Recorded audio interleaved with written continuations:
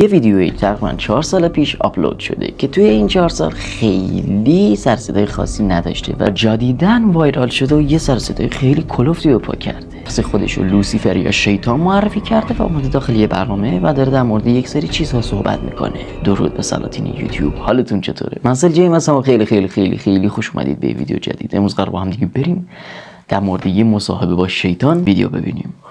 امیدوارم از ویدیو خوشتون بیاد. لایک، ساب، کامنت فراموشتون نشه و تا آخر ویدیو حتما با من همراه باشید. ویدیو رو زیرنویس براتون کردم. پیج اینستا این زیر میاد. حتما و همین الان برید فالو بکنید که کلی پست خفن و ترسناک با هم دیگه داشته باشیم و قبل از همیشه اینکه پست بذارم اونجا استوری میکنم و اونجا خودم بیشتر میبینید.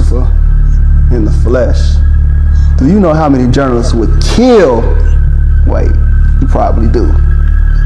First I want to say thank you to agreeing to this interview because I know you are a very busy person. Yes.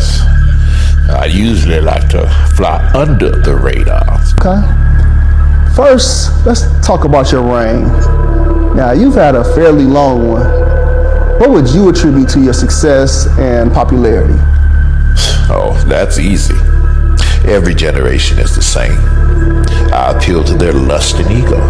I offer all the sex, wealth, and fame a person could want. Lust of the flesh, lust of the eyes, and pride of life.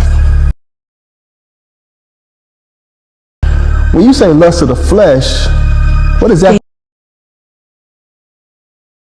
What do I mean? Isn't it obvious? I just use humans' own innate physical desires against them. And since sexual desire seems to be the most powerful, I usually run with that. Now, I didn't create sex, but I must say I've done a superb job at perverting it. Take pornography, for example. Well, you should know a lot about this one, Ivan. Weren't you addicted to... This interview is about... Now, where was I? Oh, yeah. What I do is gradually get someone addicted. Lust has had his full work, and he and she can easily look to act out their fantasies on someone. And sometimes that someone is... Now, my plan plays out perfectly. That abused acuity and perversion themselves, allowing me to continue my vicious cycle. And here's the kicker. Many of those abused girls end up right in the... Now, how's that for irony? Second thing you had mentioned, I believe, you said lust of the flesh, lust of the eyes. Can you... Never satisfied. You always crave more. Bigger house, bigger car, more money, more power. The list goes on and on. I just take their natural ambitious desire, pervert it against them for their own destruction. My plan is to allow them to never be content. As long as I can keep them craving what others have, I can depend on them to argue, fight, even kill to get it. Humans are so easily tricked into jealousy. And you know what they say? Jealousy is as cruel as the grave. Yes, I have heard that before. Humans are always on a quest for knowledge. I tricked the first humans to seek carnal knowledge over godly wisdom, and it's worked like a charm every generation since. With more knowledge, more pride. And you know pride is my... I'm able to seduce them with all types of things to help puff up their ego. Lately, fame has been my biggest seller. Who doesn't like attention and feeling more important than the next person? If I make them famous, I can really use them to promote my agenda. With their help, I've convinced half of the world to not only accept sin, but to celebrate it. It's my most enjoyable pride campaign to date. No, what? Well, my gay pride campaign, of course. Not only do I get the chance to promote your own self-destruction, I go the rainbow to do it. Love is love, right?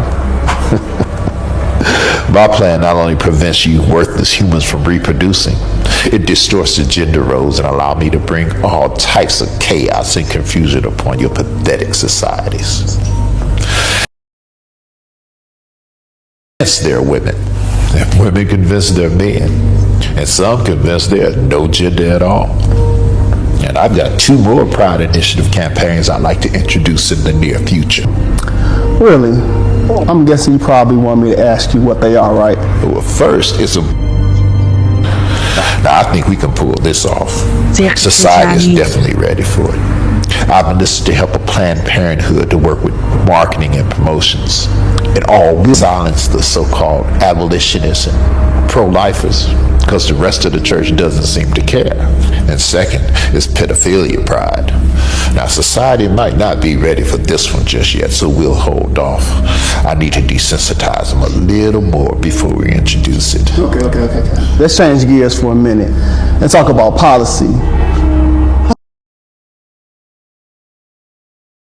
Dangerous even. What would be your response to that? What would you say to your detractors? All of my policies are aimed to do one of 3 things: either steal or destroy. And if it's not doing one or all 3 of those things, then it's not in my agenda and I'm not promoting it. Take black people, for instance. Spiritual. So I can't really convince them that there is no God. What I have been able to do as of late is convince them that he's not the God of the Bible. Now, I've been real successful at promoting black consciousness and Islam in their communities. I'm so happy. It seems as if we've been at the very top of your agenda for quite some time. Why is that? A few reasons. Black people help me reach the masses. Now, as you know, I was over music in heaven. My beats were so dope, I got over 1/3 of the angels to follow me. And once I got here to the earth, I needed artists and entertainers to help me promote my message here. Who better than black people? Black people possess all the natural rhythm and music ability that I need. And it's easy for me to influence money since so many of them grew up without it. Another reason I target black people is because they're strong mentally and physically. Black men would ever find their identity in Christ, I'd be in trouble. So I try my best to destroy the black family structure and keep black men away from his family and the church. Drugs and incarceration are a couple of my more popular means. Without the head of the household present, and influence the children without too much resistance. So you mean to tell me that your policies are intentionally racist against black people? Racist? This has got to be the best law I've ever come up with. Now, I can't believe that humans still believe they're different races. But to answer your question, yes, it has always been my target and isolate a group of people. And out of all my strategies, this skin color thing has worked the best. I definitely want to keep white people and black people separated. As long as I can keep black people bitter and white people offended, I'm good. Okay, my question is, what role, if any, does your administration play in this black on black crime epidemic? Well, as great as my administration is, we can't take all the credit for this. Black people help us tremendously. When implementing all of these policies, do you ever face any resistance or pushback? And if one group in particular try to oppose every policy I try to implement. I would be so much further along in my agenda if it wasn't for them. Really? So what group is that? Those pesky, born-again Jesus followers. They're a real thorn in my side. Now, I've convinced half of the world that Jesus didn't exist and the other half that he wasn't divine. But I can't seem to convince them.